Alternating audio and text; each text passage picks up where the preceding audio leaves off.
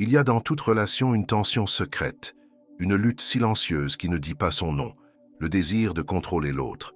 Nous voudrions qu'il réponde comme nous l'espérons, qu'il anticipe nos besoins, qu'il sache ce que nous ressentons sans que nous ayons à le dire.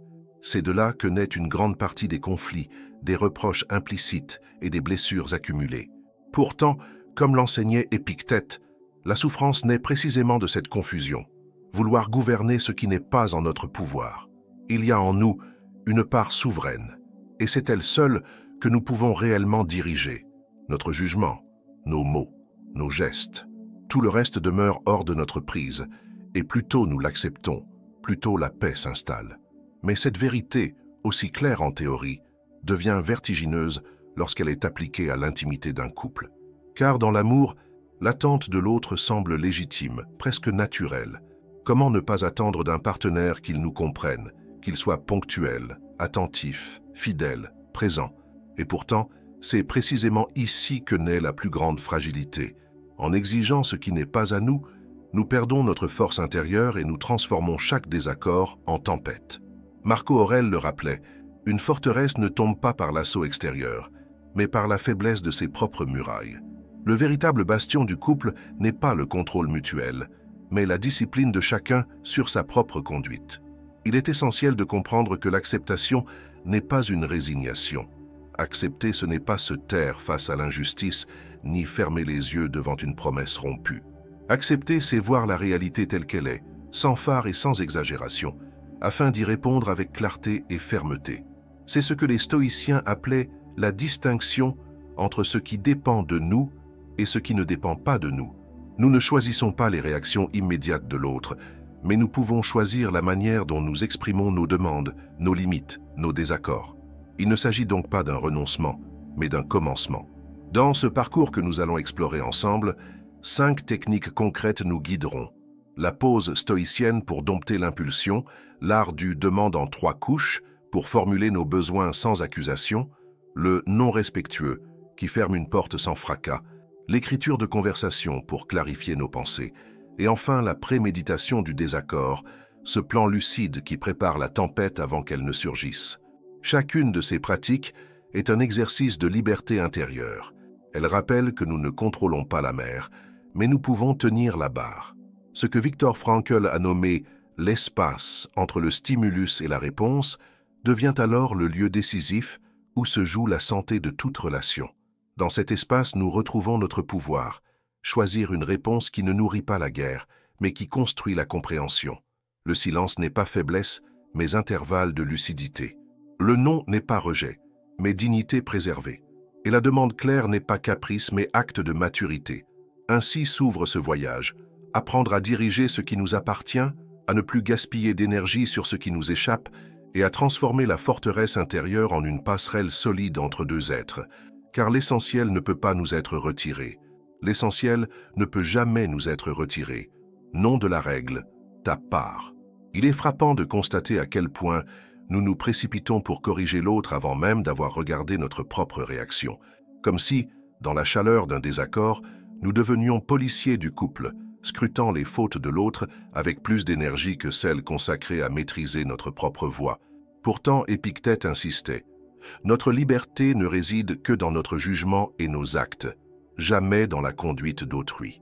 C'est un renversement difficile à accepter, car l'instinct nous pousse à pointer le doigt vers l'extérieur. Mais plus nous essayons de plier l'autre à notre volonté, plus nous nous perdons dans une lutte inutile. Ce que la psychologie moderne appelle le locus de contrôle interne rejoint parfaitement l'enseignement stoïcien. Tant que je crois que ma sérénité dépend de l'attitude de l'autre, je vis comme un esclave de ses humeurs. Lorsque je ramène la responsabilité à ma sphère, ce que je dis, ce que je fais, la manière dont je décide de réagir, je retrouve une forme d'autorité intérieure. La règle de « ta part » n'est donc pas une abdication, mais une libération. Je cesse d'investir mon énergie dans le vent imprévisible du comportement d'autrui, et je la concentre dans la rectitude de ma propre conduite. Il est nécessaire ici d'introduire une image simple et puissante, celle des 3 cercles. Le premier, c'est le mien, mes pensées, mes paroles, mes gestes. Le deuxième, le nôtre, ce que nous négocions et décidons ensemble. Le troisième, le non mien, l'état émotionnel actuel de l'autre, qui ne peut être dicté par mes désirs. Vouloir intervenir au-delà du premier cercle, c'est comme tirer une flèche contre le vent, en espérant en diriger la trajectoire. Vouloir influencer le troisième, c'est souffler désespérément sur une tempête. Mais demeurer dans le premier cercle, c'est viser juste et garder l'arc de sa dignité. Il est tentant de croire que contrôler davantage l'autre renforcerait notre influence. En réalité, c'est l'inverse qui se produit. Plus je tente d'imposer, plus je provoque la résistance. Plus je régule ma propre conduite, plus je crée un espace où l'autre peut librement s'ajuster. Marco Aurèle écrivait que l'on ne domine pas la mer, mais que l'on peut tenir fermement le gouvernail. Ce principe n'est pas abstrait. Dans la vie quotidienne, il s'agit d'apprendre à parler au lieu de crier, à poser une demande claire plutôt qu'à exiger par le silence, à incarner la cohérence plutôt qu'à prêcher la perfection. En ce sens, ta part devient une règle cardinale non seulement pour la paix intérieure, mais pour la solidité du lien. Elle n'invite pas à se résigner, mais à agir là où l'action est réellement féconde. Elle rappelle que l'amour véritable ne naît pas de la contrainte, mais de la liberté de deux êtres qui choisissent de se rencontrer. Et dans cette liberté, la part de chacun reste souveraine. C'est elle, et elle seule, qui construit la dignité d'une relation. Ainsi, chaque mot devient une flèche bien tirée, chaque geste une pierre bien posée dans la construction de ce pont fragile mais essentiel qu'est le couple. Il est des histoires ordinaires qui révèlent pourtant les mécanismes invisibles de nos conflits. Bruna et Lucas, par exemple, semblaient s'aimer sincèrement, mais une scène se répétait avec une régularité douloureuse. Ses retards chroniques. Chaque fois qu'il arrivait après l'heure dite, elle accueillait son arrivée par une ironie acide, lui se refermait aussitôt, et la soirée basculait dans un silence pesant. Ce qui aurait pu rester un simple désagrément se transformait en blessure récurrente, en symbole d'un manque d'importance, d'un désintérêt supposé. Le retard devenait alors une déclaration « tu ne comptes pas », et ainsi, le conflit s'enracinait. Ce cercle vicieux illustre parfaitement la logique de la réactivité. Une réaction impulsive nourrit l'autre, qui à son tour alimente la spirale. L'acte n'était plus jugé pour ce qu'il était, un retard, mais transformé en récit intérieur. Il ne m'aime pas, il se moque de moi. C'est ainsi que le jugement colore la réalité et la transforme en drame. Soudain, la dispute n'a plus pour objet l'heure manquée, mais une accusation plus large, la valeur même du lien. Sénèque avait raison lorsqu'il écrivait que nous souffrons davantage de notre imagination que des faits eux-mêmes. Pourtant, lorsque Bruna découvrit la règle de sa part, quelque chose changea. La prochaine fois que Lucas arriva en retard, elle fit un effort pour interrompre le cycle. Elle respira, observa son impulsion à répliquer par une pique et choisit au contraire de formuler un énoncé clair en 3 étapes. Elle décrivit d'abord le fait brut. « Tu es arrivé à 20h30, alors que nous avions prévu 20h. » Puis elle exprima son ressenti. « Je me suis sentie mise de côté et j'ai eu l'impression que mon temps comptait moins. » Enfin, elle formula une demande concrète. « La prochaine fois, pourrais-tu m'envoyer un message si tu penses avoir plus de 10 minutes de retard ?» Cette démarche, simple en apparence, déplaça tout l'équilibre de la scène. Lucas n'entendit plus une accusation globale sur son caractère, mais une observation précise, un ressenti exprimé sans attaque et une demande concrète qu'il pouvait accepter ou discuter. Ce n'était plus un procès, mais un dialogue. La parole de Bruna, disciplinée et clarifiée, cessa d'être un mégaphone jeté à la figure pour devenir l'architecture d'un pont que l'autre pouvait emprunter sans humiliation. La précision des mots devint l'équivalent d'un calcul d'ingénieur. Poids, distance, matière. Le couple put traverser. Cette histoire n'est pas une exception. Elle montre combien le langage peut être soit l'étincelle d'un incendie, soit la structure d'une passerelle. Lorsque nous apprenons à décrire les faits, à nommer notre ressenti et à formuler une demande claire, nous passons d'un champ de bataille à un espace de coopération. Rien n'est garanti, mais une porte s'ouvre. Là où l'ironie fermait le cœur, la clarté l'invite à s'ouvrir. Et c'est précisément ainsi que la règle de sa part devient non seulement une philosophie abstraite, mais un art de vivre dans l'intimité du quotidien. Il existe une peur tenace qui empêche beaucoup d'hommes et de femmes de s'engager dans la voie de l'acceptation, celle de se croire condamnés à supporter l'inacceptable. On craint que laisser être ne soit qu'une façon élégante de se taire, de s'effacer, de renoncer à soi. Pourtant, il y a dans le stoïcisme une distinction capitale. Accepter ne signifie pas approuver. Accepter signifie voir. Voir la réalité sans le brouillard des illusions, sans la surcharge dramatique que nos pensées ajoutent aux faits. C'est le point de départ de toute action lucide. Car comment transformer une situation si l'on refuse d'abord de la regarder telle qu'elle est? Sénèque l'exprimait avec une clarté impitoyable. L'homme qui fuit la vérité ne fait qu'ajouter à sa souffrance. En refusant de reconnaître ce qui est devant nous, nous restons prisonniers d'une bataille imaginaire. Mais en accueillant la réalité, nous libérons nos forces pour agir là où nous en avons le pouvoir. L'acceptation n'est donc pas une reddition, mais une stratégie. Elle est cette lucidité qui permet de poser ensuite les limites nécessaires, de dire non avec dignité, d'orienter nos gestes vers ce qui peut réellement changer. C'est un regard dépouillé, mais puissant. Dans le quotidien d'un couple, cela prend une forme très concrète. On peut dire non sans fracas, sans humiliation, sans colère. Un non formulé simplement, avec précision, devient un signe de respect autant pour soi que pour l'autre. Je ne peux pas t'accompagner aujourd'hui, mais demain matin à 10 heures, je serai disponible.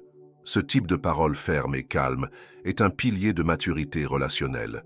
Elle ne cherche ni à punir, ni à blesser, mais à tracer une frontière claire.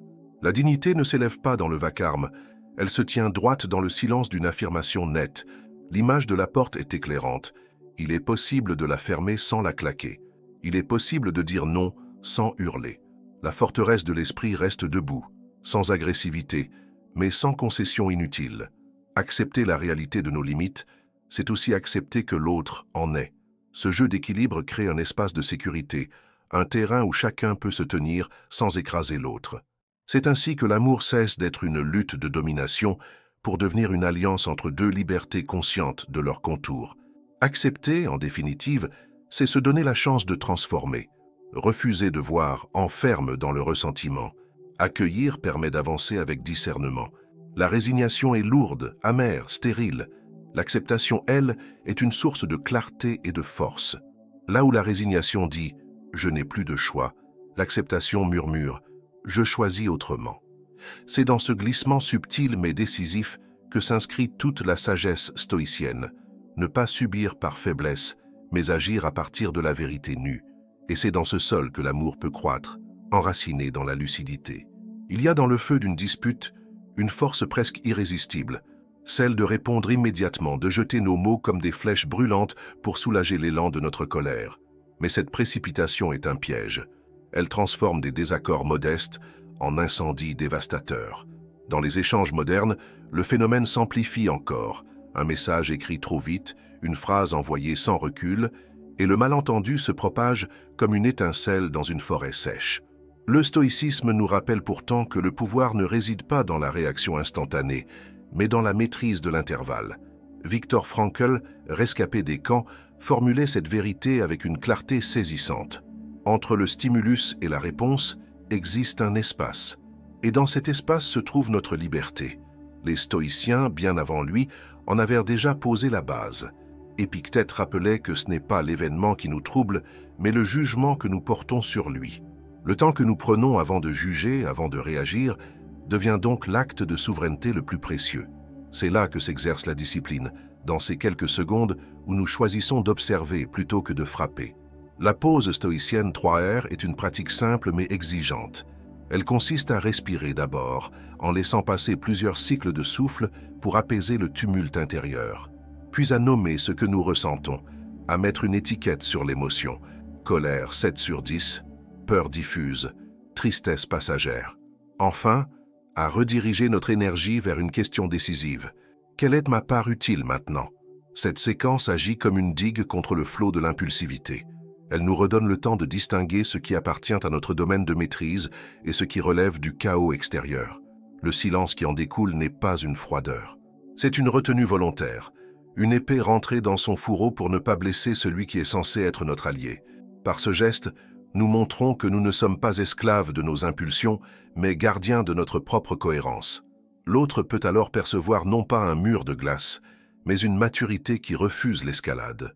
Dans ce silence se cache une invitation, parler ensuite avec clarté, mais sans le poison de l'instant. Ainsi, la véritable force dans un couple ne se manifeste pas par la rapidité des répliques ou la puissance des mots lancés à la hâte, mais par la capacité à suspendre le geste, à accueillir l'espace entre l'émotion et l'action. Cette maîtrise transforme les disputes en dialogues différés, où le temps devient un allié plutôt qu'un ennemi. Le silence stoïcien n'est pas un retrait, mais une préparation.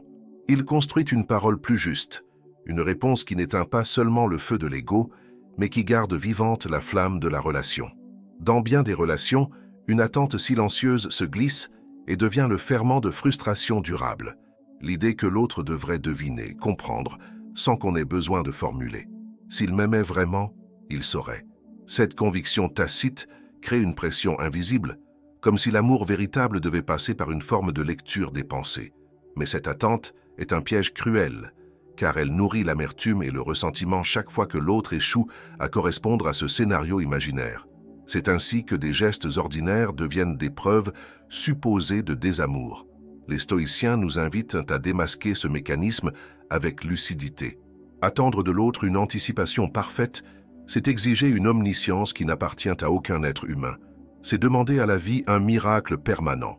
Sénèque nous rappellerait que cette attente irréaliste ne fait qu'alourdir notre existence, car elle transforme le quotidien en une succession d'épreuves impossibles. La psychologie moderne le confirme, l'absence de communication explicite crée une dissonance entre ce que l'on valorise intérieurement et ce que l'on exprime réellement. L'autre n'échoue pas par manque d'amour, mais parce qu'aucun mot n'a été donné pour guider ses gestes. Au lieu de nous enfermer dans ce silence accusateur, il est possible de créer des micro-accords clairs, des rituels explicites qui transforment la confusion en coopération. Ces contrats de rituels ne sont pas des chaînes, mais des repères. Ils consistent à convenir ensemble de la manière dont certaines situations récurrentes seront gérées, qui envoie un message lorsqu'il sera en retard, comment répartir une dépense, quand se retrouver après une journée chargée. Ces accords simples dissipent l'ombre de la télépathie imaginaire et donnent une base concrète à l'attention mutuelle. On pourrait croire que ces rituels banalisent le lien, mais c'est le contraire qui se produit. Ils remplacent la magie illusoire par une clarté solide. Ils offrent au couple la stabilité d'un langage partagé, d'un terrain commun, où les attentes ne flottent plus dans l'air, mais reposent sur des accords tangibles. C'est comme passer des oracles au plan d'architecte. On cesse d'interpréter des signes incertains pour s'appuyer sur des décisions claires. La relation devient moins sujette aux interprétations erronées et davantage ancrée dans la réalité. Ainsi, en renonçant à la télépathie morale, nous ne perdons rien de l'amour. Nous le purifions, car l'amour adulte n'est pas un test secret où l'autre doit deviner sans cesse la bonne réponse. L'amour adulte est une parole précise, une demande posée avec calme, une attente clarifiée, qui permet à chacun d'y répondre librement. Là où l'attente tacite créait une dette impossible à honorer, la parole explicite ouvre un espace de liberté partagée. C'est dans ce passage de l'implicite au clair que se joue une transformation silencieuse mais décisive, le passage de l'illusion à la maturité. Il est un ennemi discret, presque invisible, qui mine les conversations les plus simples, la distraction immédiate. Dans bien des foyers, le téléphone posé sur la table devient un tiers silencieux, détournant les regards, fragmentant l'attention. On croit pouvoir être présent tout en consultant un écran, mais cette double présence est en réalité une double absence. L'autre parle, mais ses mots tombent dans un vide partiel. Peu à peu, la conversation perd sa densité, la complicité se délite, et le couple commence à se sentir étrangement étranger. Les stoïciens auraient reconnu dans cette dépendance moderne une servitude subtile. Sénèque avertissait déjà « Ce n'est pas que nous manquons de temps, mais que nous en gaspillons tant ». Aujourd'hui, nous ne gaspillons pas seulement notre temps, mais aussi la rareté de notre attention. Or, l'attention est la monnaie la plus précieuse du lien humain. La psychologie contemporaine le confirme. La dopamine libérée par les notifications crée un conditionnement qui fragmente notre capacité à rester dans l'instant. Ce n'est donc pas un simple caprice technologique, mais un détournement de notre énergie relationnelle. Il existe un antidote à ce sabotage discret. Redonner à la conversation un espace exclusif. Les anciens parlaient de banquets sans armes, moment où l'on déposait le glaive pour partager le pain. Dans nos vies modernes, ce geste se traduit par une fenêtre de présence. 20 à 40 minutes où les téléphones sont rangés hors de vue, où l'espace devient sacré pour la parole et l'écoute. Ce n'est pas l'intensité dramatique qui nourrit le lien, mais la régularité de ces temps simples où l'on s'accorde pleinement l'un à l'autre. Ces fenêtres de présence ne sont pas de simples pauses technologiques, mais des instants de construction silencieuse. C'est dans ces moments que surgissent des questions essentielles. Qu'est-ce qui t'a préoccupé aujourd'hui? Ou encore, qu'est-ce qui pourrait rendre ta journée de demain plus légère? Ces petites portes ouvertes sur l'intériorité de l'autre donnent à la relation un souffle nouveau. Elles sont comparables à la réparation d'un navire. Avant de ramer plus fort, il faut d'abord colmater les fuites. Sans cela, aucune traversée ne peut durer. Ainsi, le véritable sabotage du couple ne vient pas toujours de grandes trahisons ou de querelles explosives, mais de l'accumulation des absences muettes. Quand l'écran prend la place du visage, c'est le lien lui-même qui se dissout. Retrouver la discipline d'une attention exclusive, c'est offrir à l'autre non pas un cadeau matériel, mais la preuve silencieuse qu'il est digne de toute notre présence. Et dans ce regard retrouvé, dans ce temps sans partage, se cache une vérité essentielle. L'amour se nourrit moins de déclarations spectaculaires que d'une attention entière, offerte sans partage. Dans le théâtre des relations humaines, la culpabilité joue souvent un rôle ambigu. Elle surgit dans des excuses lancées à la hâte, des désolés vidés de leur substance, qui cherchent davantage à clore un malaise qu'à rétablir une cohérence. Cette culpabilité superficielle, tournée vers le passé, ne produit que des répétitions. Le même geste revient, la même promesse est trahie, le même schéma se reproduit.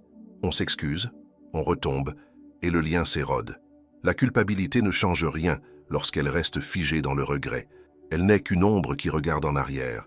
Les stoïciens rappelleraient que la faute n'est pas un poids à traîner indéfiniment, mais une occasion de rectifier la conduite. Ce n'est pas l'aveu qui libère, c'est l'acte qui suit. La psychologie contemporaine rejoint ce constat. Seule la responsabilité transforme réellement, car elle oriente le regard vers l'avenir, vers la prochaine action possible. La responsabilité est active, elle engage une décision, elle trace une voie. Elle ne nie pas la faute, mais elle refuse de s'y enliser. Elle devient un mouvement, là où la culpabilité reste immobilité. On peut la traduire en une démarche claire, reconnaître le fait sans défense, exprimer ce que l'on a compris de son impact, préciser ce qui sera fait différemment et inscrire ce changement dans un engagement concret. Ce cheminement, méthodique, fait passer du flou de l'excuse à la solidité d'un pacte avec soi-même et avec l'autre. Comme un artisan qui ajuste sa frappe après avoir vu la faiblesse du métal, nous apprenons à corriger nos gestes, non à nous lamenter de nos erreurs. La faute devient alors un maître exigeant, mais non un geôlier. Dans cette perspective, chaque échec relationnel cesse d'être un mur et devient une pierre d'appui. La responsabilité est tournée vers l'avenir. Elle demande moins de paroles et plus de preuves dans la durée. L'amour se nourrit alors d'actes répétés, de comportements alignés avec les promesses formulées. Ce passage du désolé au voici ce que je ferai désormais construit une confiance nouvelle, plus solide que celle d'avant, car forgée dans l'épreuve. C'est une lame recuite par le feu, plus résistante que le métal brut. Ainsi, la relation se réinvente non pas en cherchant à effacer les fautes passées, mais en transformant chaque faux pas en apprentissage. La culpabilité alourdit, la responsabilité libère. Elle offre la dignité de choisir à nouveau, de réorienter sa conduite, de bâtir patiemment la preuve d'une cohérence retrouvée. Dans ce mouvement, le couple cesse de se définir par ses erreurs et commence à se définir par ses renaissances. La véritable force n'est pas dans l'absence de faute, mais dans la capacité à en faire des pierres de construction.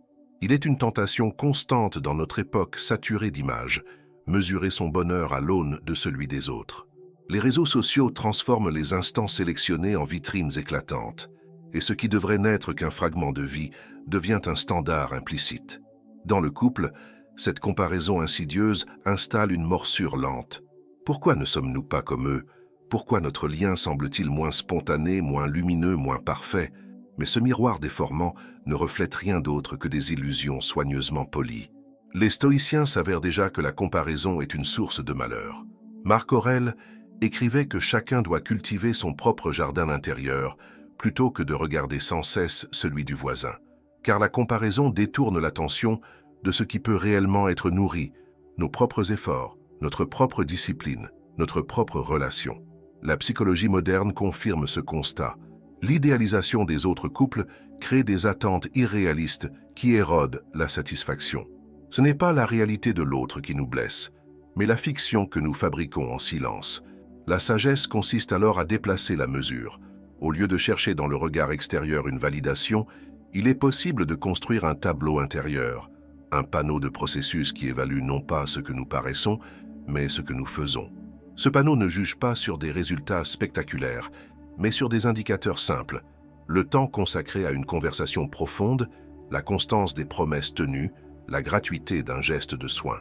Ces marqueurs, modestes mais réels, dessinent une trajectoire bien plus solide qu'une comparaison avec des images éphémères. C'est là que se joue une libération.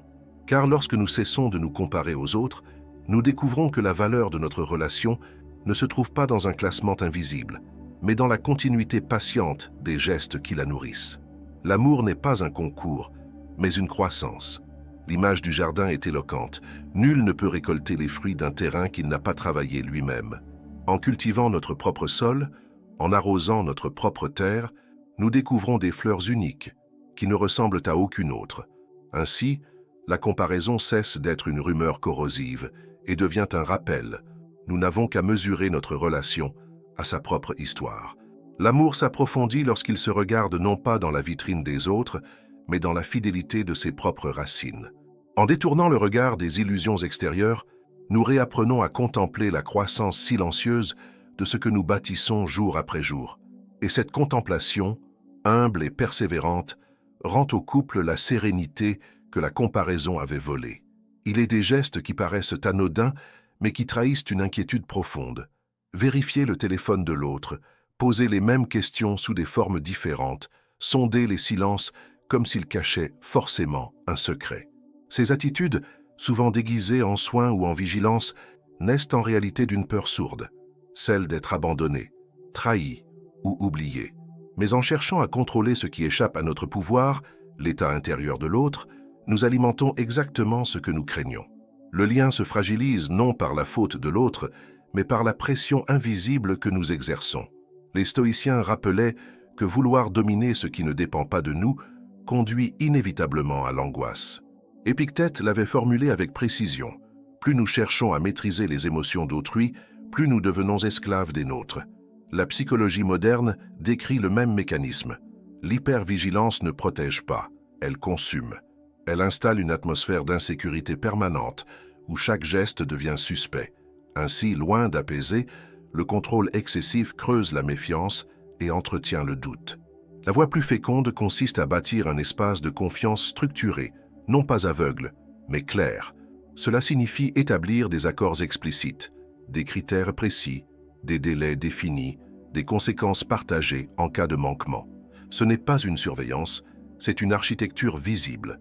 On cesse alors de s'appuyer sur une corde invisible, fragile et instable, pour construire des piliers solides qui soutiennent la traversée commune. La confiance cesse d'être un pari aveugle et devient une structure convenue. Cette transformation repose sur une lucidité simple. L'autre restera toujours un mystère partiel, une liberté qui ne peut être enfermée. L'accepter, ce n'est pas renoncer à la sécurité, mais reconnaître que la sécurité naît de la clarté des accords plutôt que de la violence des soupçons. C'est admettre que l'amour ne peut se nourrir d'un interrogatoire permanent. La confiance n'est pas la suppression du risque, mais la création d'un cadre où ce risque est reconnu et assumé à deux. Ainsi, chaque fois que nous cessons de vouloir contrôler l'incontrôlable, nous retrouvons une forme de dignité. Nous ne lâchons pas la relation. Nous lâchons seulement l'illusion de pouvoir gouverner le cœur de l'autre. Ce renoncement est paradoxalement une force, car il permet de concentrer notre énergie sur ce qui construit réellement, nos propres paroles, notre cohérence, notre fiabilité. En remplaçant la peur par des accords visibles, nous transformons l'angoisse en solidité. Et c'est dans cette clarté que l'amour respire à nouveau. Dans la plupart des relations, les conflits surgissent comme des orages imprévus. La voix monte, les reproches se précipitent, et très vite la dispute se transforme en labyrinthe où plus personne ne trouve la sortie.